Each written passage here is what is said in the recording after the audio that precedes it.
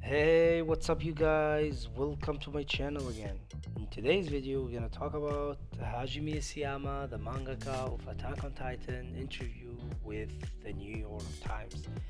They actually did this interview right after the end of the anime, the last episode, and we're gonna talk about the interview. So before we start with the interview, please press the like button if you like the video and like more content like this. Also, subscribe to my channel if you're not, and give me your thoughts down below in the comment section. And let's get started with the interview. So they started the interview with a really interesting question, which was the question is, was this the ending you were thinking of when you started writing Attack on Titan? That's a great question because a lot of people, like a lot of rumors, I would say, suggested that Siyama's changed the ending. Like he actually changed it multiple times, and that's something that we were all wondering about. So his answer, Siyama's answer was, yes, the story begins with the victim Eren, who goes through the twists and the turns of the story and ends up looking like the enemy. This is something I thought about from the beginning. Of course, I modified some aspects and presented them differently, but I would like to say that the ending did not change much. So he modified. So Siam actually modified some of the stuff that throughout the story, but he didn't change the ending. So he didn't actually, like as people say, change the ending. He just maybe modified, like add something to it, maybe twist it a little bit, like make it better, let's say. But he didn't actually change the ending. So the next question was, um, there's a controversy over the scene of Armin thanking Eren for his actions and turning him into a genocidal criminal. Can you state the meaning behind this conversation? So we remember from the last episode when Armin, he thought that he was dreaming, but it's actually a flashback from his time, like when he was talking to Eren. We found out later that Eren erased the memory of Armin and everybody else, and they will come back to you as soon as Eren pass away. Uh, so, so that was the scene that they were talking about. So let's first start with the answer of Isayama before I talk about it. So Isayama said, I wasn't thinking that Armin was trying to push Eren away for the sake of justice or anything, but the matter is more related to Armin's desire to bear part of the responsibility. He wanted to become a partner in this genocide. In order to become an accomplice, he had to make sure to use a strong sentence and formula so that he could take all those sins upon himself. That's an interesting answer. So for me, I thought, or I'm thinking that Armin is trying to comfort Eren. He's trying to make him, trying to show him or give him the, you're not the only one who's responsible for what's happening. We all are, especially Armin, since he was the one you, Eren, and Mikasa chose him over Erwin Smith, the captain of the scouts. So he was like trying to show Eren that you're not the only one who's like responsible for it. I believe this is what he. I believe that's what he thought. So we so we go for the next question. They asked Isayama, there is a scene where Eren apologizes to a child for the massacre he will commit and says that he is disappointed with the world he saw behind the walls. What did Eren mean? So Isayama answered, Eren dreamed of going to this world, the world beyond the wall, where there is no one. There was an excitement about this world that was just a slate. A clean slate. I don't really know why I decided to set this goal for Aaron, but what I can say is that when he crosses the wall at that point, he's saying that he's saying that the outside world isn't really that different from what's inside the wall. I think this is probably the disappointment I'm referring to in this scene. Um, yeah, that's actually what I thought also. That when he was crying to, like, this is what's amazing about Attack on Titan. You find like you get your answers when you connect the dots. Let's say. So he said that to the kid. That later we found out from his scene with Armin that he can't change the future, the outcome. However he's like.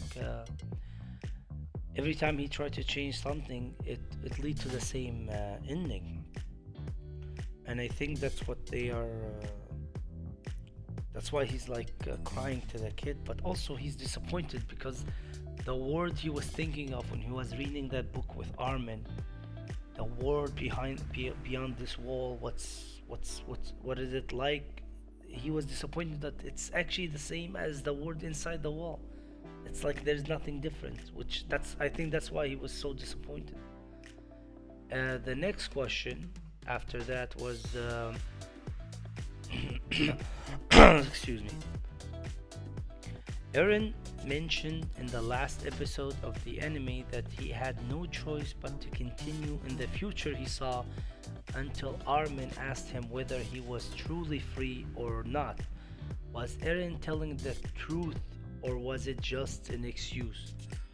So, because a lot of people, this is actually a great question because a lot of people also ask this question: is like, did actually Eren didn't have a choice, or is he just lying to, like to make himself feel better, or make Armin feel better or something, or did he actually can now change this outcome? So it's an interesting question. So Isayama's answer was, in fact, Eren's situation is somewhat related to my story with this manga. When I first started this story, I was worried it would be cancelled, but I already started the story with the end in mind. The story ended up being read and seen by an incredibly huge number of people, and it left me feeling very powerfully that I wasn't comfortable with.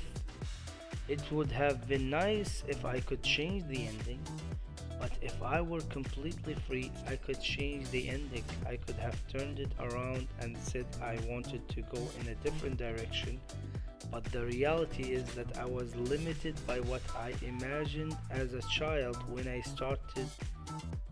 So, manga the manga became very restrictive art form for me, just as Eren's great power ended up making him restrictive. So he's referring to the story that he couldn't change the ending because he was imagining this ending from the beginning when he started writing the story, so he couldn't change it. And he's like trying to make it like a comparison between him and his situation writing this manga and Eren's situation in the story itself, which is really interesting.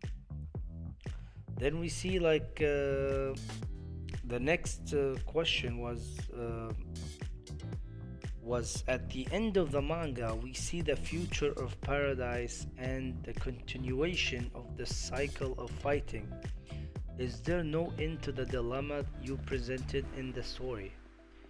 So this is one of the things I really liked in the ending, to be honest. The idea of the trying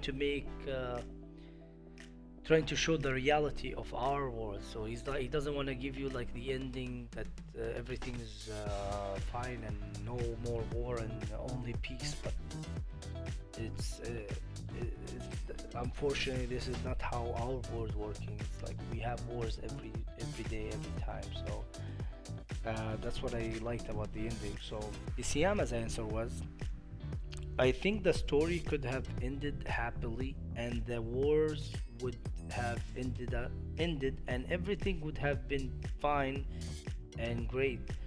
At the same time, the end of the fighting, the war, and the end of this dispute itself seem absurd.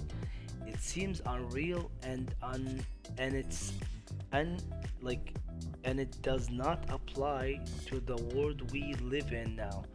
So unfortunately, I had to give up on that kind of happy ending. As I said, I like the ending, and I think he's talking to other people.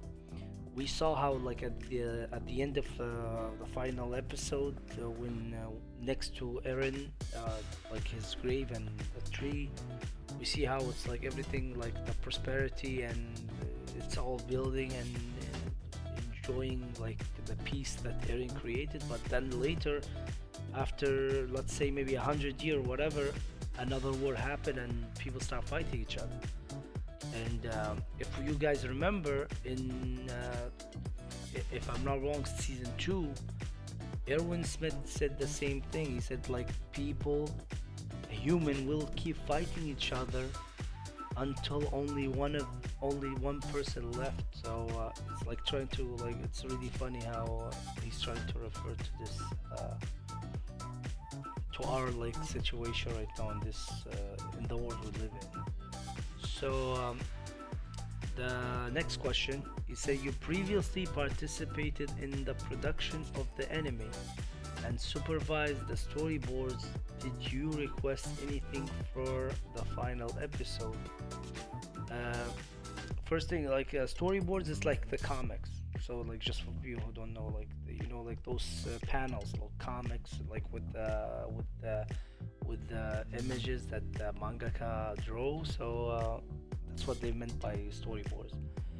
He's like, yes, of course, I checked the script, but the main thing was the storyboard. There were different things I suggested, but in the end, it is the production team's rule to make those decisions. But I wanted to at least give my feedback so they can take it into consideration when making the final decision.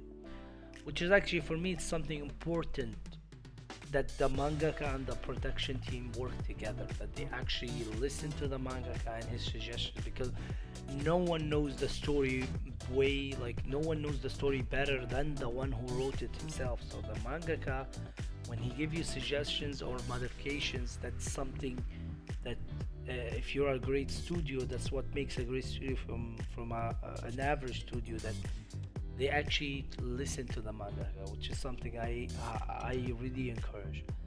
So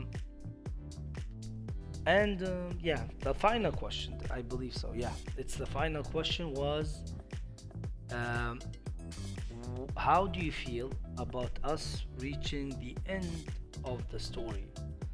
So then Isayama answered, the production of this anime and then it's crossing the borders of Japan and reaching a global audience is an event that makes me very happy. In other words, Attack on Titan connected me to the world, and that makes me very happy. And I would like to say to Isayama that you made us happy. Like you actually create such a good memories, and made us really have like a great time watching this anime and reading the manga. And we like I would like to thank you a lot for bringing us one of the best stories that I ever read. And also I would like to thank Siama and the production team, on everybody who worked on Attack on Titan, because you guys actually made the fan base of the like the anime fan base actually bigger, because you, like, a lot of people, because of you, a lot of people entered the world of anime. I know a lot of I know a lot of people myself personally who entered the world of anime through Attack on Titan. Watching it, watching this anime actually made them fall in love with the animes itself. So I would like to thank you for that. And I think that's it. I think that's yeah, we finished the interview. Please, if you, as I said, if you really liked and enjoyed the video, please press the like button and give me your comment down below about the ending and about this interview. And subscribe to my channel. Be my first subscriber. And like subscribe to my channel, and that's it. Thank you for watching, and I see you guys in my next video.